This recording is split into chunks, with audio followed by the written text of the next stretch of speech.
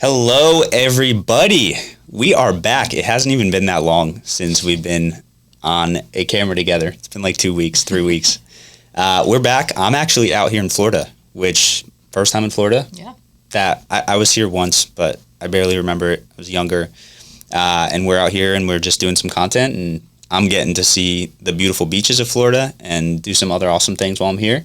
Yep. So we're back, and really we're just going to open this conversation, see where it goes. Our intention, obviously we have a fat loss program, fat loss company that helps people lose weight sustainably, does it really, really well. So our intention with this video is just like providing value to you guys. As we dive into it, if you are looking for support and coaching and you are looking to lose weight, you're committed to that outcome, check down below this video. We're going to have a link to an application page. You can speak with our program success manager. He'll walk you through exactly what our program does. He'll talk to you about your unique situation and share how we can help. So with that said, let's get it. Let's dive into it. Let's dive into it. Let's What do we got? How was that workout this morning? That workout this morning was great. Yeah. It was great. And I think it's, what I love about it is you've been training me for 2.5 years now. And I always learn something new. And I think that's just a great testament to like, you're just never done. Yep. When you're on a health journey, you're just never done. And there is no finish line. And I think that's exciting, you know? But even like today, like we were doing the same exercise. I've been doing the same, weightlifting moves that you have given me for 2.5 years. But today, like just a small little tweak, and it felt totally different. So I think that's what's so cool about just pushing your body and challenging your body, and also about having a coach, because you can get stagnant. And when you get stagnant, that's when I always fell off. Yeah. Yeah, I definitely agree. Especially if you're going at it alone and you don't have a coach or even a community. Like I'm 15 plus years in and I'm still learning. Mm-hmm. Like what I showed you today is something I've learned in the past few months. And so if I didn't have a community at home and I wasn't working out with people who have experience and I wasn't continuing to do research online, like I wouldn't be learning those things either. Yeah. So, and it makes me giddy. It's like a tiny little tweak and you can now feel it more. And like we're 3 exercises into a workout this morning and like totally toast. Yes. And it was awesome. It was awesome. But that's also cool. It's because I appreciate the tweak, but then to see you're excited about sharing the tweak with me, you know, that was cool. You're like, oh, let's do this because I want to show you this. Exercise. Yeah, I want to show you this. So I love that we just both love lifting weights, and it's just great. Yeah, agreed. Yeah, we've had a couple of people ask us recently about our backstory of how we connected, because I feel like it's so strange. Like you're in Florida, I'm in Arizona. You're 53, I'm 30. Yep. Like there's no rhyme or reason. Mm-hmm. You want to share that story? I do want to share that story. I think it's awesome that we both, in thinking about it, we both give credit to God for bringing us together, because in reality, I had never hired a coach before. I had never hired I didn't even know fat loss coaching was a thing. And, but now I know there are hundreds of thousands of them on Instagram and the internet. And that's where I found you, was on Instagram. So I just think I was supposed to find you, because I think I was supposed to be in this program, because I think I was supposed to be in this chair right now, sharing how passionate I am about people finding their health. Even after 50, you can become the healthiest person that you have truly always wanted to be. And even if you don't think you want to be healthy and be physically fit, I'm here to tell you, I will promote that to you. I would try to convince you of that as long as I could, because my life is just so much more, it's so much more everything, exciting, positive, and happy, and strong, and I can do things, and I just have confidence. And so I just think that I was meant to be in this chair right here, and I think every client that reaches out to us is, whether they even sign up or not, there's a reason for that meeting. Yeah, 100% agree. It's crazy from my end, because it's so obviously a God thing, because that's exactly what I was praying for that month. Yeah. Like literally that was the month I started opening my Bible. That was the month I started going to church. I started praying again. And that was the month that you came in for like no reason. Right. Like less than 5,000 followers on Instagram is where I was at. I'm not some massive coach with like, at that point, many transformations, but for some reason you just reached out and we connected. Yeah. And then that was the month that I started praying, and that was the month that you booked your consultation and you joined. And like, I could go into it of all the different crazy things that happened that month, but from that point, like, you started bringing in referrals from your friends. Now you're part of the team. Now we've impacted over 200 clients' lives. Like, it's pretty cool. It's amazing. It's amazing. And I also think because I had been praying for God to help me with my fat loss. So, and then to come to find out you had been praying, which we didn't tell each other, of course, right away. That's when we knew, like, this was supposed to happen. Yeah. Which is just the coolest part of the story. Yeah. But, so I reached out to you. I DM'd you. I actually DM'd you that I was a lost cause. I was like, okay, fat loss coach. Yep.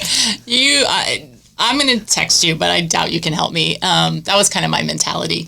But you encouraged me to get on a coaching call. And I remember, or not a coaching call, but a consult. And I remember I was hesitant to do it, but I was going to do it. And then I went out of town or something, and I canceled with you.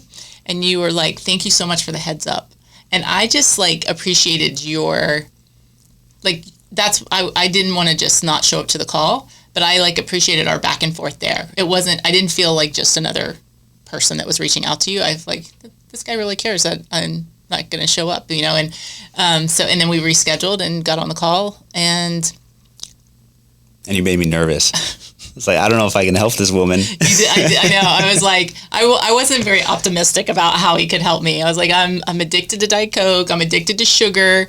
And he was talking about, you know, fasting, and I'm like, I'm addicted to food. How is that possible? You know? Yeah. So I don't know. I just ended up, you sold me on the program, and I went for it, and best decision I ever made. Let's go. Yeah. Yeah. And it really was. I mean, you joked about it at the beginning, like, you hypnotized me on the first call. Oh, yeah. Because you were just, after you signed up, it was just like, go. Yep. Got rid of Diet Coke pretty quickly. I didn't tell you to do it. Nope. It was just like, hey, I haven't had Diet Coke in a couple days. Like, I'm assuming I should keep going. And I'm like, yeah, please do. Yeah. And then, hit the first 16-hour fast after thinking you were addicted to food. And then it was just off to the races. Yeah, it was just so empowering knowing that I wasn't addicted to food when I went through that first fast, because that was just the story I was telling myself. Yeah. But I do think the biggest part of it was not only just God bringing us together, but I needed the accountability. And I needed it out from someone outside of my family, you know. And it's like everyone says, well, I'll be your accountability partner, but you really want that unbiased opinion. You really want somebody that's support you, but then will challenge you too, you know, and not give up too, not be like, you know, it requires a lot of energy to hold somebody accountable. And I think that was the biggest piece, because at that point I was like, it's on, I'm doing this. Yeah, definitely. So accountability is a good point, because we kind of chatted about this before we got here, of this question of the transition of, you know, you sign up for a program, you hire a coach, you're held accountable by someone else. Yeah. If you pick the right coach, if you really take it seriously, you feel very committed to following through because of that accountability. Yes. Odds are you're not going to have a coach for the rest of your life. You're not going to be part of a program like this. You're not going to have the same level of support. You could in theory, but most people just aren't going to do that. How do you think that transition is made from feeling very held accountable by someone else to now leaving that form of support and having your own form of self-accountability? Mm-hmm. That's a great question, and it's actually a question we explored on our client group call last night. Someone asked that question, like, how I'm doing well, but how am I going to be accountable after this? And I think for me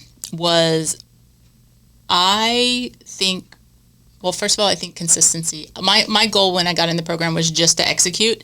One of the best things you told me was, try to forget everything you know and just focus on this program that you've invested in. Best advice. Mm-hmm. And I was so burnt out on it, I was willing to do that. Like, I was like, fine, I don't want to think about it. I just want to execute. Yeah. But the execution led to me being very consistent with something over and over and over again, which I probably hadn't done before, especially with nutrition. And so the consistency is the action that you're taking every day. And then I think that action just leads to confidence. And I have never been more confident than I am now. I don't even know if I've ever been confident. This is that internal confidence. Like, I'm good. I'm just good. And but I think it was the action, that led to the confidence. And now I have truly transformed into a person I didn't know I could be. I didn't know I could be athletic. I didn't know I could be a health nut. I didn't know I could care about my health so much that I'm accountable to myself now because I know who I am. Yeah. So I think it's more of a journey about finding out who you are. Wow. But you can do all of that. And I think you can do all of that in the best way when you're losing the fat and you're building a strong body. You really peel the onion back. Yeah. And so I think that's how I think I would, even if we weren't together, I'm going to live this way. Yeah. Like I'm accountable to myself now. Yeah. Because I hold myself to a higher standard now and I proved to myself I could do it. Yep. And I just believe in our program so much that we support people to peel back that onion and to work through it. Because at the end of the day, you have to really work through it on your own. You can't expect us to do the work if you sign up. But we have clients that are like doing this mental work. Like they're in a fast and they start to experience some stress. And now they got to peel that onion of, okay, how do I handle stress? Why am I going to food? Why do I want food? Why does this feel like it's life or death and I need food now? Mm-hmm. And like peeling that onion back, when you learn that about yourself, you can now adjust and execute more efficiently because of it. Yep, that's so true. And when I started, like the onion peeling was the hardest part for me. Yeah. And the new, all the other very tactical things were easy. Go do the workout, eat clean and check your ingredients. All those things were very tactical, but the mindset, I just remember telling you, like, listen, that is not how I grew up. We do not talk about our feelings and we do not share, things like that. But you hung in there with me and pushed me. Sometimes I didn't love it, but you pushed me. And I remember walking one day and I was like, I use this mindset stuff all the time that you taught me. So, but why do you think it's so important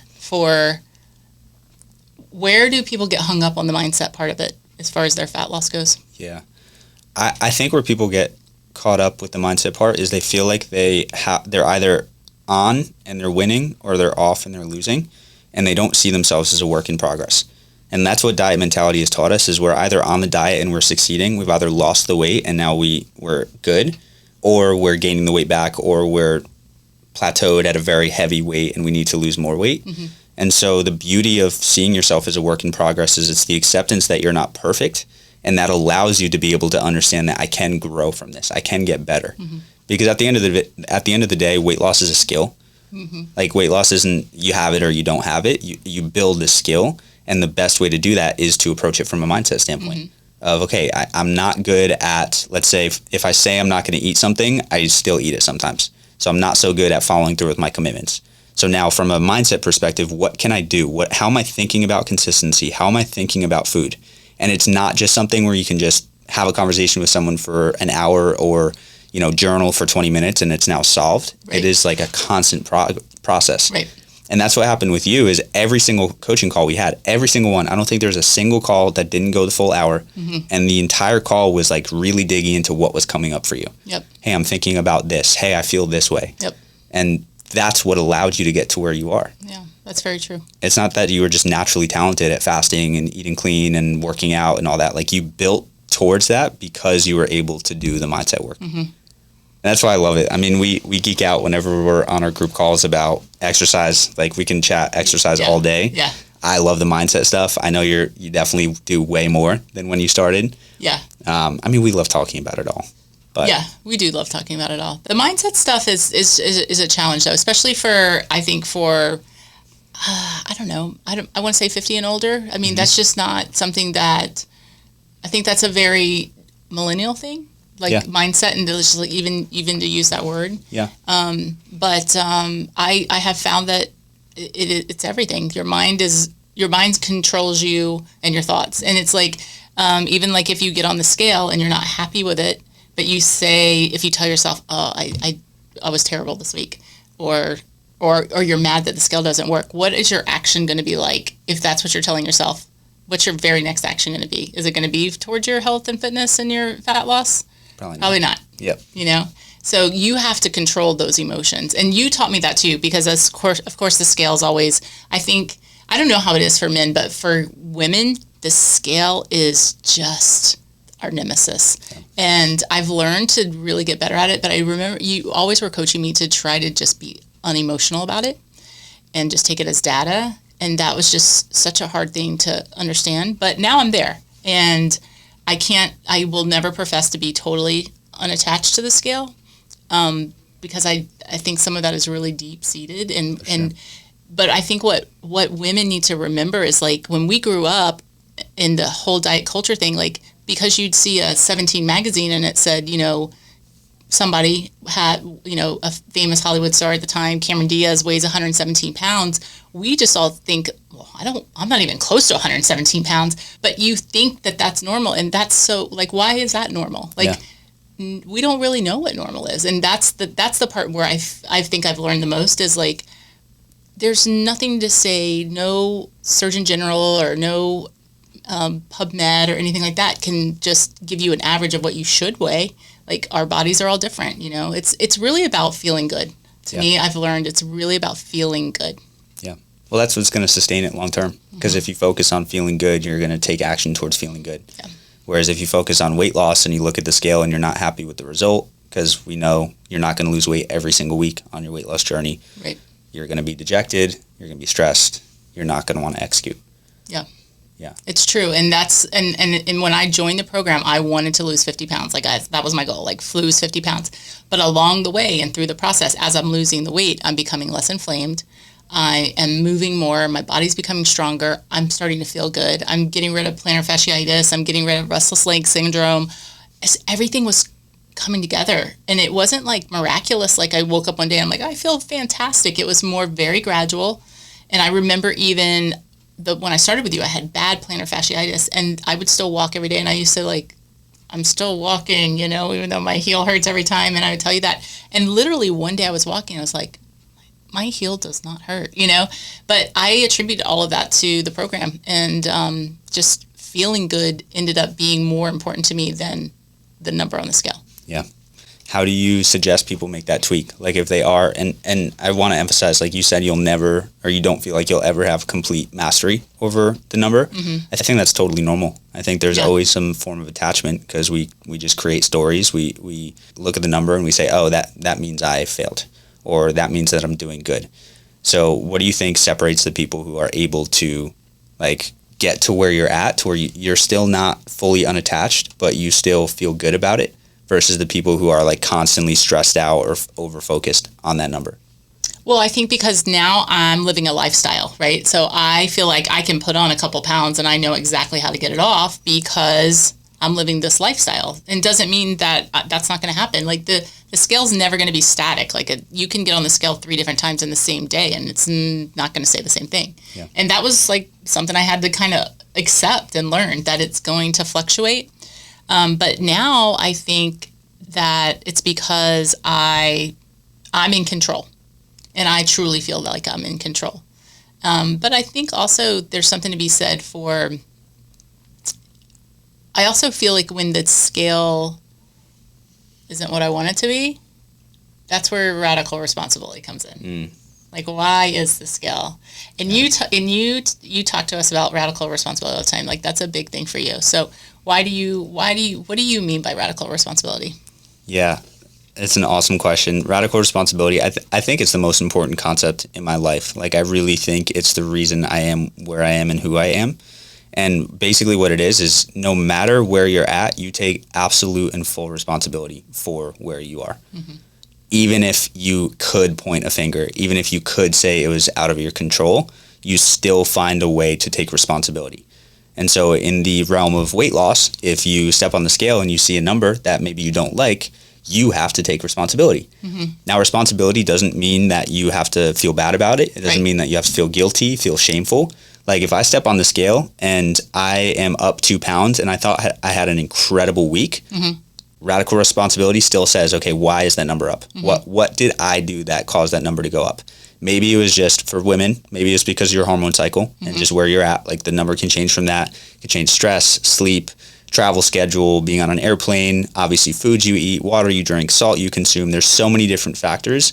But radical responsibility is, instead of like, oh, I went to a party and they had food there and everyone else was eating, so I felt like I had to eat, where you want to point to someone else. Right. It's just, what did I do? What was the decision that I made for that outcome? Right.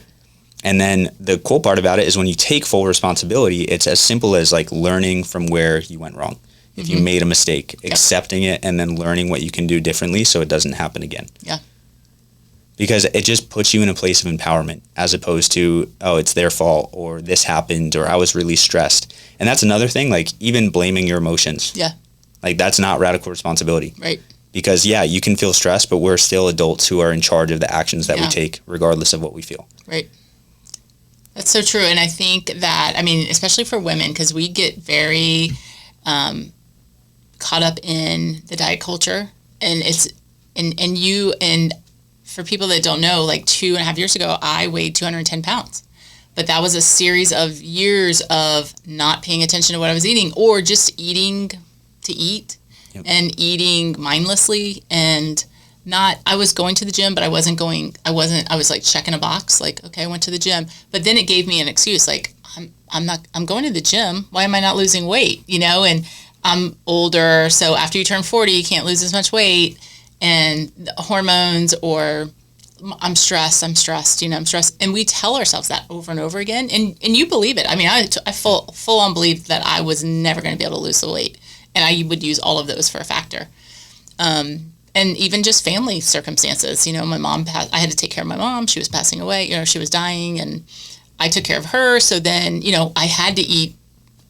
I was driving home from taking care of home. So I had to eat Chick-fil-A on the way home. I wasn't able to cook, you know, it's all those things. And when you started teaching me or giving me the concept of radical responsibility, I kind of was a little, you know, but it just slowly started like, and I think the one day that I was like, this is what he means. Like I did this.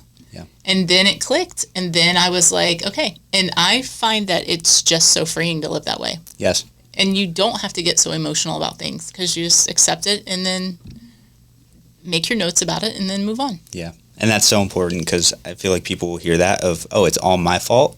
And then now they're the victim. Like, I was so bad to myself. This stinks and I'm sad about it.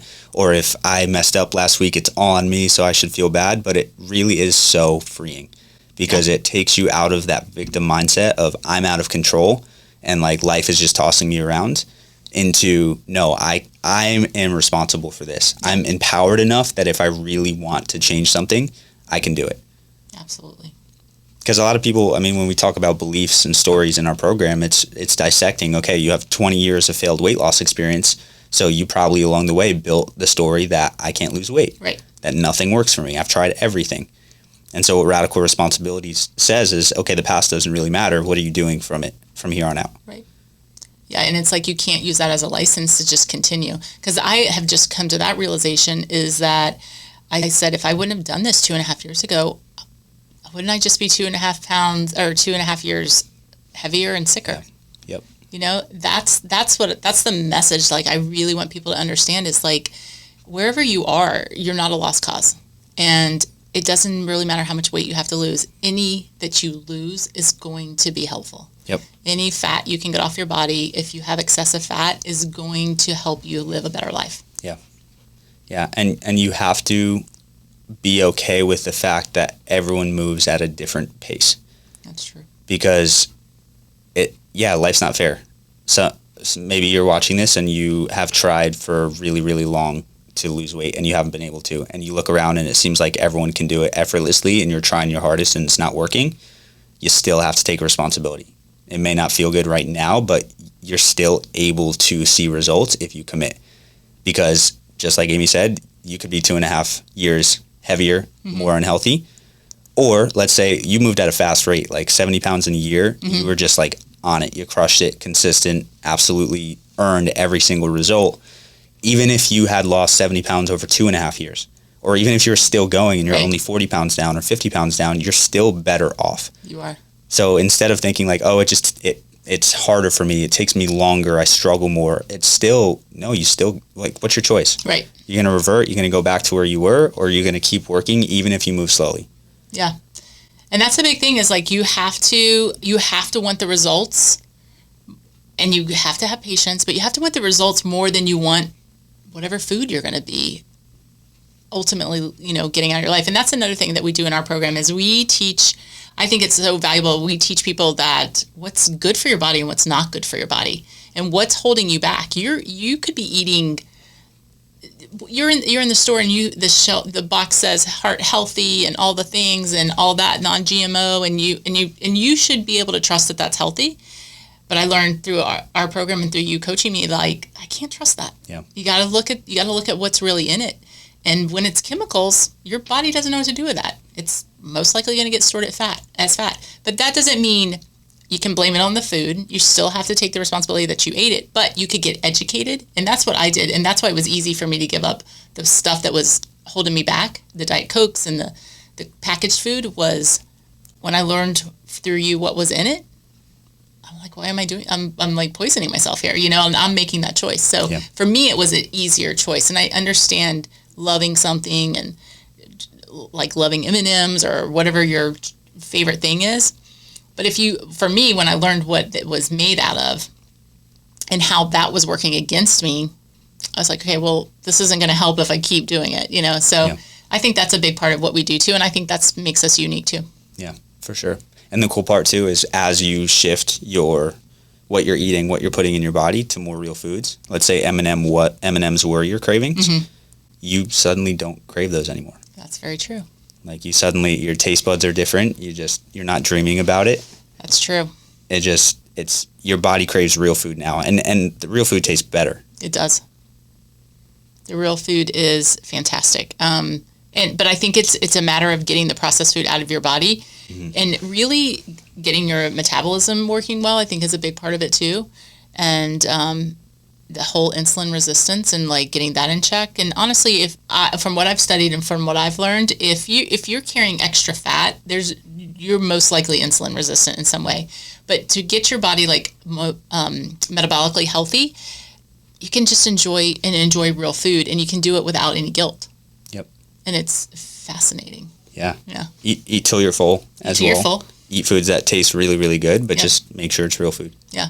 And then your body changes. And then the cool part is as you drop the weight, when you do like a typical calorie restrictive diet where you're just counting calories, you're not really focused on quality, as the weight drops, your metabolism slows down too. Yes. So it's like over time, you have to continuously cut calories over and over and over until you're really not eating that much. Right.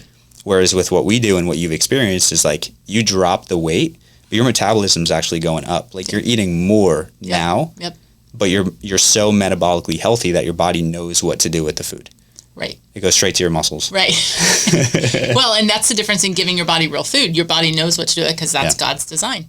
It's what it came down to is it's God's design. This is what I'm supposed to be eating. Yeah. And it makes sense because it all works together. Yeah. Yeah. So, it's awesome. Yeah. Ingredients. If you could give me 3 ingredients, I mean, I know you know what they are, but 3 ingredients that are like the most important to avoid or at least cut back on massively if you're trying to lose weight. Like you're quizzing me. Are you quizzing me right now? Yeah, kind of. Well, I know enriched wheat flour Yep. is one. Added sugar is another one. And the third one is gluten. So easy. Enriched wheat flour, I'd say, is gluten. Okay. Yeah. So easy. Why am I drawing a blank? I know that's. I know it too. I know it too. Those things that are super high in omega-6 and super processed and terrible for you. Oh, this is so bad. Blooper. Seed oils. Amy doesn't know what seed oils are, guys. That's so funny. That's what I get raked over the coals on my Instagram about is the seed oils, and I must have mentally blocked it out on purpose. Yeah, that was the first thing I changed, and I totally couldn't answer it. Yeah, it's so important, and it's cool because if you cut back on the seed oils, you're automatically cutting back like 95% of processed foods in your diet. That's very true. Because most processed foods are going to have those. And then the other cool part is you can find pretty much any food without them or make any food without them. Yeah. Yeah. And that's the cool part about eating whole foods. And then also another thing that was big was before I talked to you, I ate out 7 days a week. Mm-hmm. And that's just how our lifestyle, because my kids were gone to college and it was just easier. Yeah. And my husband worked really late and just picked up food. It was easy. I didn't really have anyone to cook for. And Did you know how to cook at that point? Like, you had like some experience, but you just weren't doing it? Okay. Yeah, I knew how to cook. I mean, when my kids were little, I cooked. Yeah. But But then what happened really was my kids started traveling. And I know a lot of you moms out there and parents out there, you're doing the travel sports with your kids. And even our clients, they're on the road on the weekend. And it just becomes like very complicated because life is like moving so fast and you're gone every weekend. So you got concession stand food or you got fast food or on the road, or you stop at a restaurant. And that's where it kind of all started for me, was like just the loss of control, was we were just eating out all the time. And I mean, anything you do over and over consistently, whether good for you or not good for you, becomes a habit. Yep. Right. So, but that is what led me to just keep ballooning, get bigger and bigger and bigger. And, but when I talked to you, like you challenged me, like, can you cook at home? Yeah. And now I probably cook 80% of my food at home. I still eat out on the weekends. Yeah. So, and I still think you can make good choices. You're not necessarily going to find a restaurant that doesn't cook in seed oils, which is unfortunate, but I typically go to the same 2 restaurants. And so I feel like my body's just used to what that restaurant's cooking in, seasoning, and that sort of thing. But I pick, good protein choices and things like that. You can still go out. Yeah. But, what's interesting is a lot of our clients, 2-3 weeks on our program, they're really trying to clean up their diet. They go to the party or they go to the wedding or they go to the restaurant and they feel it the next day. Why do you think that is? Why do you think that changes so quick? Yeah, I just think the body becomes desensitized over time. Like you put garbage in it enough, it's just going to adapt so that you're not miserable all the time, because it's basically going to say, hey, if I'm going to get this, I just got to feel as good as possible. And so you're not going to feel good, but you're going to have like a baseline where you really don't notice how bad you actually feel. Yeah. And so when you take a lot of that stuff out and you have real food, then your body starts to like kind of take its guard down. Yeah. Like, okay, I think I'm feeling good. I'm getting good nutrients. This food's clean. It's real. I recognize it. My DNA recognizes it. And then if you hit it with something else, it's basically an ambush. Yes. It's not prepared. Yeah. And so you're going to have digestive discomfort. You're going to have stomach aches. Your bowel movements aren't going to be great. Like you're just not going to feel good. Right. Low energy or just almost like that hangover. Yeah. Yeah. Which to me is amazing. Yeah. Because now it's not, I don't want to eat bad food because I am trying to lose weight. It's I want to feel good, so I'm not going to eat this. Exactly. And then we were talking last night also on our group call was how we were talking about this exact thing. And it's like, think about how good you feel. And now that you're clean eating and then you eat one day off and you feel so bad, think about how that was when you did it every day. You didn't even know, like you said, you didn't even know you felt bad. But that's why I ended up feeling so good was when I started cleaning all that up. And it was like, I had no idea that I felt as bad as I did. Yeah. You just kind of accept, oh, I'm older, so I'm supposed to be tired, or I am low energy, or you blame it on, running around with the kids or your work or stress or whatever. But no, like it was the food. Yeah. Yeah.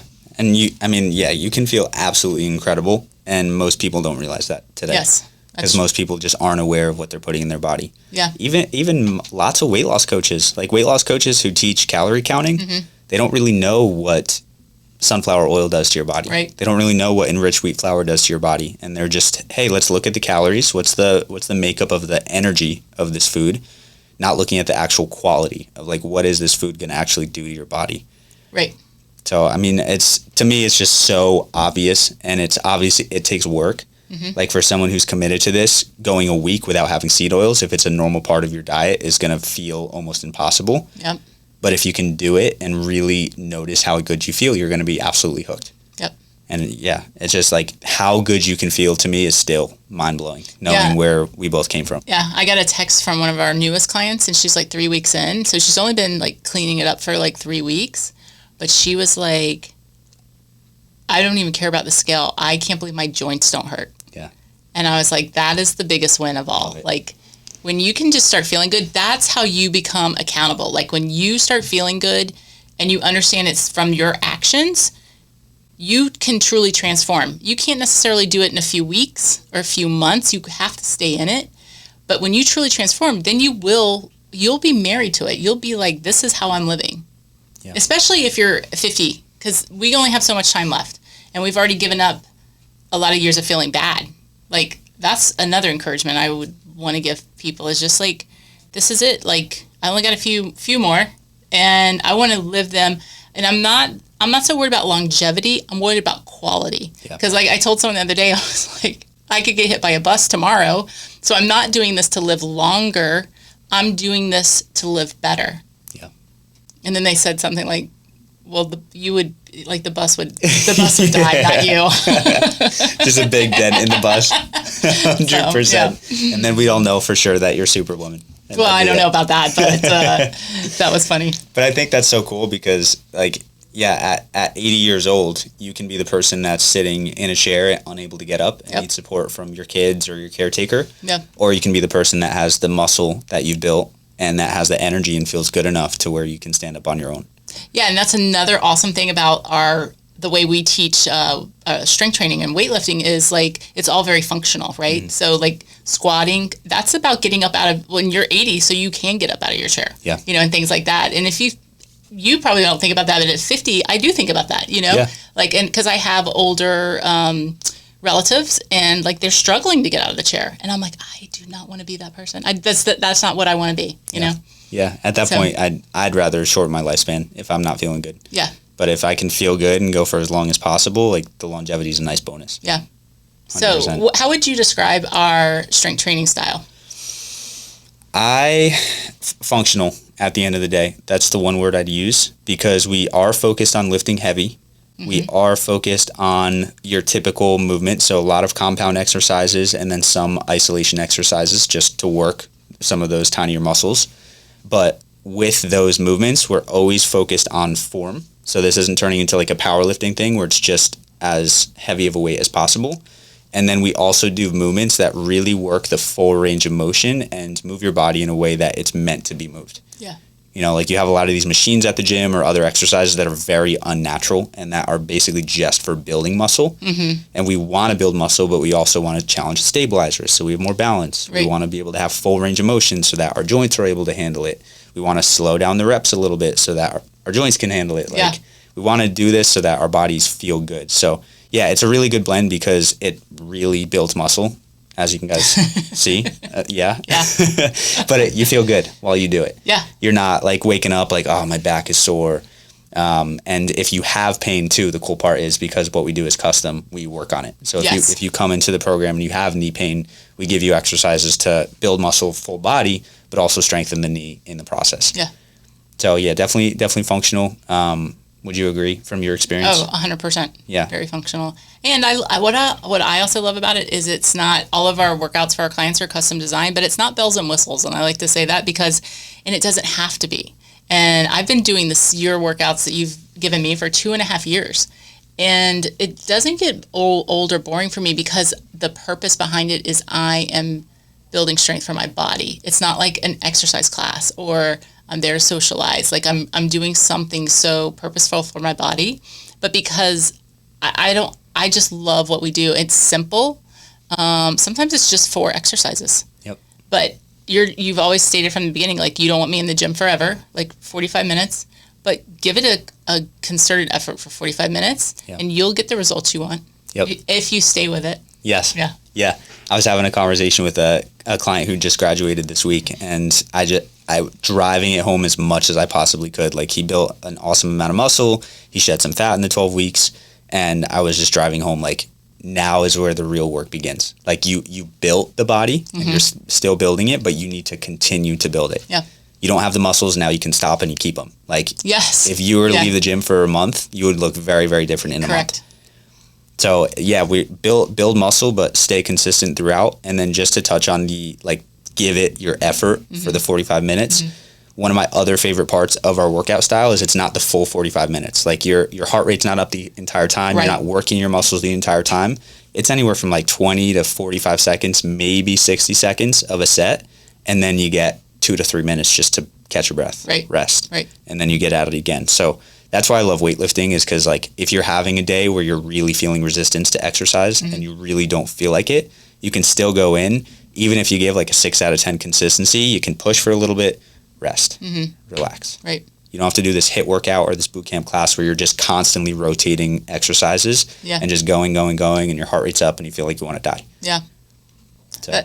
I don't know if we want to get into this now, but we could definitely talk about that in another conversation, is just the whole cortisol thing and how women especially feel like they have to do the HIIT classes. They have to do the running. They feel like they have to be very high cardio to get results. And I haven't done any of that. And, you know, when I started with you, it was like a boot camp class that I was going to. And we sprinted a lot, which sprints are the one thing, but you just wanted me to walk. Yep. You know, you're just like, I just want you to walk. And I was like, okay, that doesn't sound very, you know, exciting, but I love walking. Yeah. Yeah. Yeah, clearly. Yeah. Sponsored by a walking pad company. However many steps a day, like. Yeah. But it works. It works. 100%. Yeah. Yeah. So, and it's another low resistance exercise. Right. You don't have to, it doesn't take a lot of energy to put on your shoes and get out the door, or if you're at the gym, to step on the treadmill. Right. Or even just like pace around your house or get a walking pad where you can just pace in place. Or even just park further away. Like there's so many ways to just collect steps, and that's just kind of a cool kind of challenge you can give yourself throughout the day. Like, don't take the first spot. Go park out there when nobody else is and walk in. It's not going to take you that much longer. Yeah. Yeah, it's pretty cool. So why don't you park as far away as possible for brunch this morning? That's a great question. You're spoiling me. That's why. I am. You're my guest, and I'm taking care of you. Yeah. Yeah. Yeah, I think cortisol would be a good conversation to dive into in another one. We got like 5 minutes. Okay. Want to dig into it? That, and I think your frame of like cardio for like why women think they have to do cardio so intently. Yeah, diet culture. Yeah. I mean, the thought process is to lose weight, I have to burn as many calories as possible, and I have to eat less calories, and that's just outdated. Like it doesn't work. Cortisol, you increase the calories, let's say you decrease the calories and you increase the calories you burn through exercise.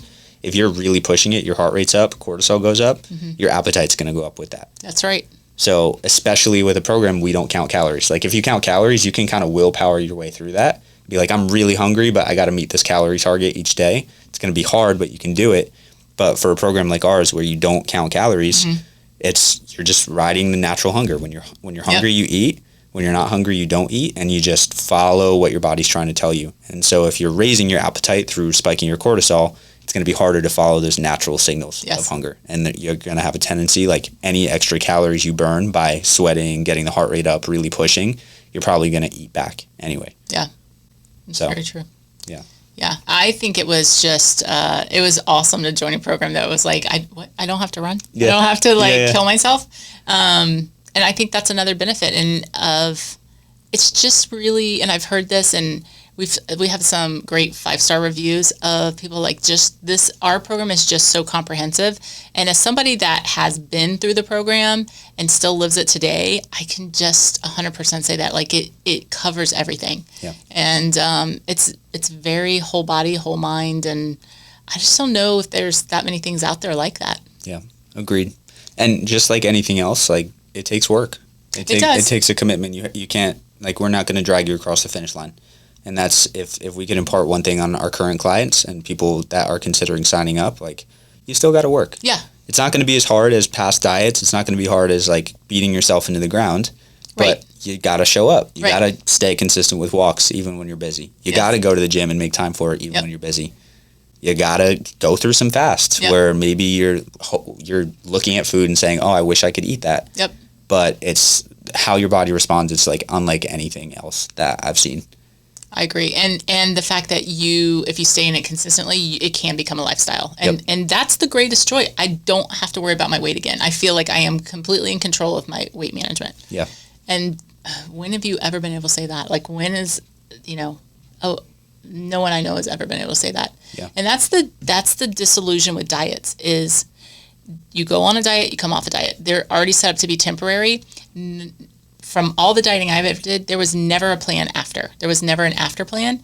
This is the only thing I've ever done where I just kept going.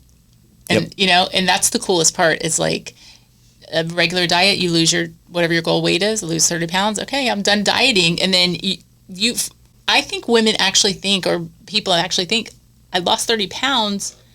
I can just go back. Go back. Yeah. But it doesn't work that way. But no one ever really explains that part to you. Yeah. Yeah. Just like I have beef with coaches that like always tell you to engage your core, but no one ever tells you how to engage your core. No one ever tells you that you have to keep whatever diet routine you kept up to lose the weight. You have to keep it going. Yeah. And if it's a restrictive diet, you can't. And that's why you always gain it back. Yeah. And I feel like what you've done so well, because I've been doing, like, I've been building on this for 15 years. Like, I didn't start and have everything in place right away. Mm-hmm. You had the advantage of, like, you tapped into a proven system and you made it work for you. So what I feel like you've done very well is automating most of it. Like, you work out at the same time every day. Yeah. You're using your spare time. It's just natural to go get steps in. Yep. You're very automated with your fasting. Yep. And then you have go-to meals where you just like cook it. You love it. Yep. It's not like bland, boring. Like, you really love it. And you just repeat. Love it, and you love it too. And I love it too. Incredible. But I think, and the thing is, I try to keep it as simple as possible. Yes. And then I don't have decision fatigue. I don't get overwhelmed by it. It's just a lifestyle. Yep. You know, it's repeatable. It's repeatable. And I think the food part of it, like eating whole foods and knowing that it's nurturing your body, it makes the whole thing, it's a different experience. Yeah. 100%. Yeah. Should we end here? Yeah. We should. I mean, I think we did awesome. We did awesome. Okay, guys. Yeah. First and foremost, thank you. Thank you for being here. And secondly, if you are intrigued with what we're talking about, or you see the value in it, you see how it can help you, or you're just curious and you're committed to the outcome of losing weight, but curious how we can help, make sure you check down below this video. There's going to be a link there to apply for a fat loss roadmap with our program success manager. We would absolutely love to have you in the program. Like, when I say that Amy pours her heart and soul into the clients that she has, and even into clients that she doesn't have, clients that are mine, like, I truly mean it. And having someone who's been through it, it's just like the biggest advantage. So down below, grab that time, talk to our program success manager. We'd love to help you. If you have any questions, of course, feel free to comment, shoot us messages on social. Fat to Fit Amy P. Fat to Fit Amy P. Skyfit. SCHEYFIT. But yeah, appreciate it, guys. Amy, any last words? Anything you want to add? No, I just want to encourage you, if you're ready, like, give us a shot, because this is the greatest thing I've ever did with my life, and zero regrets. Like, I just think it's a winner. If you're mentally ready to make a change, we can help you with the roadblocks that you have. But if you're willing to commit, I don't see any way better than this one. Yeah. Epic. Yeah. Thank you. Good stuff. Thanks, guys. Thank you. See you next time. Bye.